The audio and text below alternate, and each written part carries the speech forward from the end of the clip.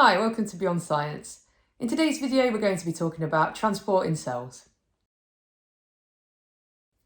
By the end of this video, you will be able to describe how substances move into and out of cells by diffusion, osmosis, and active transport. And you will be able to compare these three processes. All organisms carry out processes, such as respiration, which are essential to keep them alive. These life processes require chemical reactions to take place within the cells of the organism. The reactants for these chemical reactions need to be able to move into the cells, and the products of the chemical reaction need to be able to move out of the cells. Substances can move into or out of a cell in three main ways: by diffusion, by osmosis, or by active transport. What do you already know about these three processes? Can you name any substances that are transported across cell membranes by these processes? Let's start with diffusion. Diffusion is the spreading out of particles resulting in a net movement from an area of higher concentration to an area of lower concentration. Particles of any substance in solutions or gases can diffuse as long as there is a concentration gradient. Because the particles move from an area of higher concentration to an area of lower concentration, we say that diffusion occurs down a concentration gradient. One example of where diffusion occurs in mammals is when gas exchange takes place. When we inhale, there is a high concentration of oxygen in the air inside the alveoli of our lungs, and there is a low concentration of oxygen in the deoxygenated blood flowing through the capillaries. Oxygen molecules diffuse through the membrane of the alveolus and the capillary and are absorbed by the red blood cells. The plasma of deoxygenated blood contains a high concentration of carbon dioxide, and there is a low concentration of carbon dioxide in the alveolus. The carbon dioxide molecules diffuse from the blood plasma into the alveolus and will then be exhaled. Diffusion is a passive process. This means no energy is required for diffusion to happen. The rate at which a substance diffuses can be affected by three factors: the temperature. As temperature increases, the rate of diffusion increases. Concentration gradient. The bigger the difference in concentration between the area of higher concentration and the area of lower concentration, the faster the rate of diffusion. And surface area. Diffusion occurs faster over a membrane with a large surface area. Now let's take a look at osmosis.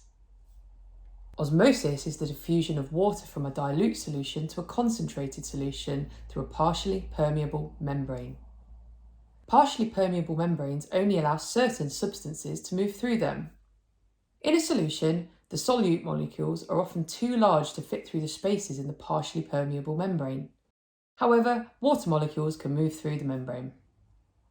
Water molecules move through the partially permeable membrane from the dilute solution to the more concentrated solution. This movement continues until the concentration of the solutions on either side of the membrane become the same. Osmosis is very important in maintaining healthy cells. If a plant is not watered sufficiently, it may wilt. The concentration of solutions within the plant will increase, and so water will move out of the cells by osmosis and the cells will change shape. They will become less turgid, causing the plant to droop or wilt. When the water moves into cells by osmosis, the cell becomes a little larger.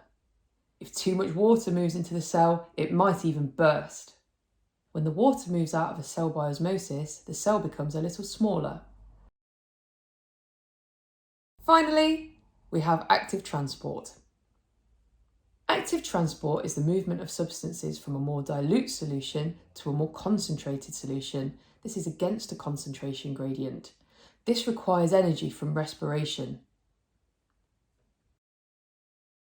Cells can use energy to help move substances across their membranes against the concentration gradient.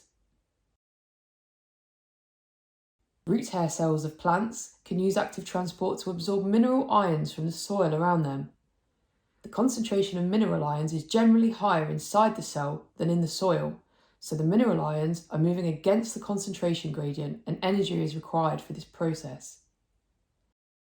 Active transport can also be used in the small intestines of animals. if the concentration of glucose in the intestines is lower than the concentration of glucose in the blood, active transport can be used to move glucose into the bloodstream. So here is the information that you should take away from this video. Substances can move into and out of cells by three main processes: diffusion, osmosis, and active transport. Diffusion is the spreading out of particles resulting in a net movement from an area of higher concentration to an area of lower concentration. Diffusion is a passive process. This means no energy is required. Osmosis is the diffusion of water from a dilute solution to a concentrated solution through a partially permeable membrane. Active transport is the movement of substances from a more dilute solution to a more concentrated solution against a concentration gradient. This requires energy which it gets from respiration.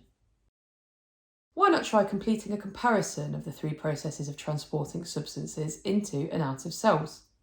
If you have enjoyed this video, don't forget to like, subscribe and ring the bell. You can also check out other videos in this cell biology playlist such as cell specialisation and differentiation, mitosis in the cell cycle, and stem cells.